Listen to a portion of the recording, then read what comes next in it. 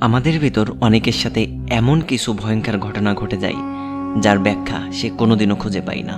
আমরা চেষ্টা করি মানুষের সাথে ঘটে যাওয়া এই সব ভয়ঙ্কর অভিজ্ঞতাগুলো আপনাদের সাথে শেয়ার করতে। তারই ধারাবাহিকতায় আজ আমরা হাজির হলাম নতুন একটি ভয়ঙ্কর ঘটনা নিয়ে।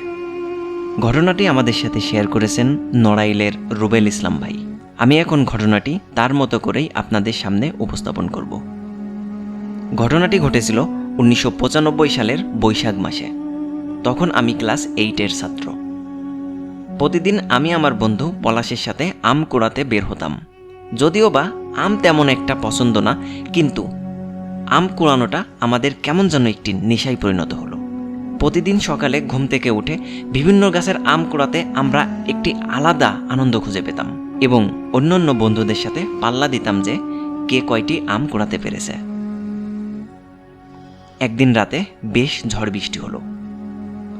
সকালে আমরা অনেকগুলো আম পেলাম এবং ভাবলাম আজ আমরা সবথেকে বেশি আম কুড়াতে পেরেছি।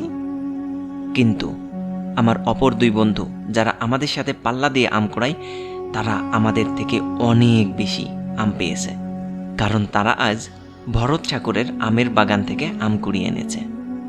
ভরত ঠাকুর অনেক আগে ইন্ডিয়াতে চলে গেছে।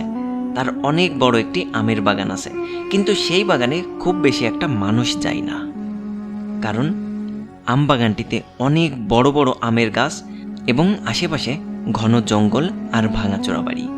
সেই বাড়িতে কেউ থাকে না। তাছাড়া আশেপাশেও কোনো বাড়ি নাই, তাই আমরাও সচরাচর ওদিকে যাই না।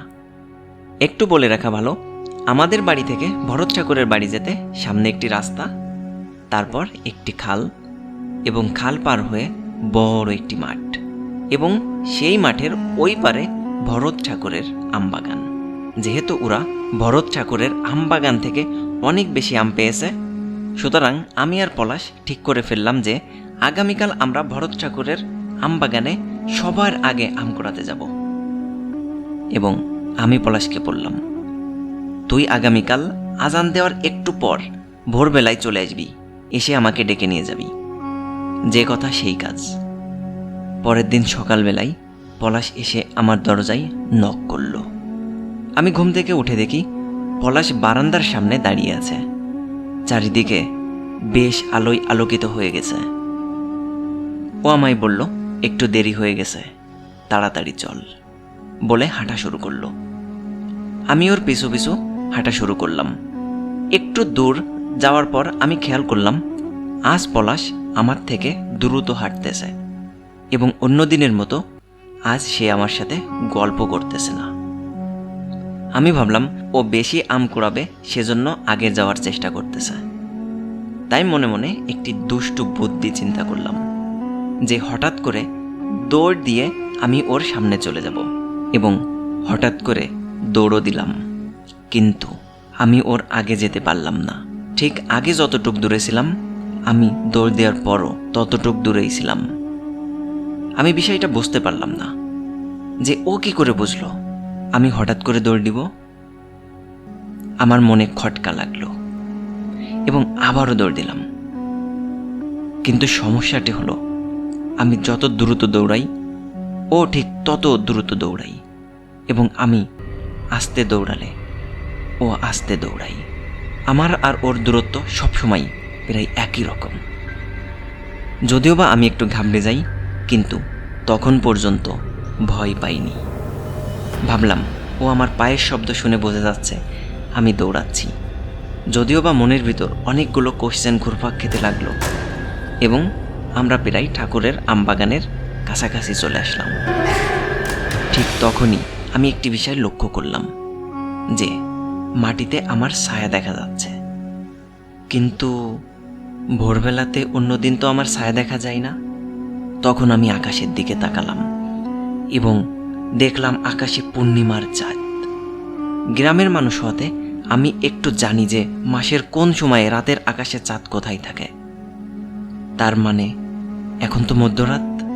আমি ভয় পেয়ে গেলাম, এটা ভেবে যে আমরা মধ্যরাতে ভুল করে ঠাকুরদের বাগানে যাচ্ছি।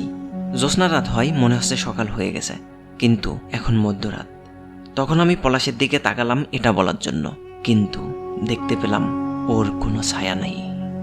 তখন আমি ভীষণ ভয় পেয়ে গেলাম, কারণ মানুষ হলে তো ছায়া থাকার কথা, তার মানে ওটা পলাশ না। আমার সারা শরীর ভার হয়ে গেল। আমি দাঁড়াই গেলাম। সামনে থেকে পলাশ নাকে নাকে কণ্ঠে বলল, দাঁড়ালি কেন? দেরি হয়ে যাচ্ছে, একটু পরেই সকাল হয়ে যাবে। আজ আমি তোকে অনেক আম খাওয়াবো। বলতে বলতে আমার দিকে ঘুরে দাঁড়ালো। তখন আমি দেখতে পেলাম ক্ষত বিক্ষত শরীরের একটি কালো কুচকুচে চেহারা। তারপর আর কিছুই মনে নাই। জ্ঞান ফেরার পর দেখি ইতিমধ্যে একটি দিন পার হয়ে গেছে, কারণ একদিন পর আমার জ্ঞান ফিরেছে। জ্ঞান ফেরার পর জানতে পারি ওই দিন সকালে আজান দেওয়ার সাথে সাথে পলাশ আমাকে ডাকতে আমাদের বাড়িতে আসে এবং আমাদের বাড়িতে এসে দেখে আমি ঘরের দরজা খোলা রেখে চলে গেছি। তখন আমার আব্বাকে ডেকে জিজ্ঞেস করে আমি কার সাথে ঠাকুরদের বাগানে আম কুড়াতে গেছি। ঠাকুরদের বাগানের কথা শুনে আব্বা পলাশের সাথে আসে, কারণ সবে মাত্র আজান দিয়েছে, তাহলে এর আগে আমি কার সাথে গেছি, এবং বাগানের কাছাকাছি এসে আমাকে মাটিতে ভুর হয়ে পড়ে থাকতে দেখে এবং দেখতে পাই আমার পিঠের উপর একটি আম রাখা আছে। তখন আমাকে ধরে বাড়িতে নিয়ে যাই এবং আমার জ্ঞান না ফেরার কারণে বিভিন্ন কবিরাজ এবং ইমামদের বাড়িতে ডেকে আনা হয় এবং আমাকে ঝাড়ফুঁক করা হয়। এই ঘটনার পর থেকে আমি আর কোনো দিনও আম কুড়াতে বের হইনি। এই ছিল আজকের ঘটনা। ঘটনাটি আপনাদের কেমন লেগেছে কমেন্টস করে জানাবেন, এবং আপনাদের জানা যদি কোনো ঘটনা থাকে তাহলে লিখে আমাদের সাথে শেয়ার করতে পারেন, অথবা রেকর্ডিং করে আমাদের পাঠিয়ে দিতে পারেন। আমরা আপনার ঘটনাটি আমাদের চ্যানেলে প্রকাশ করব। সকলেই ভালো থাকবেন এবং সুস্থ থাকবেন। ধন্যবাদ।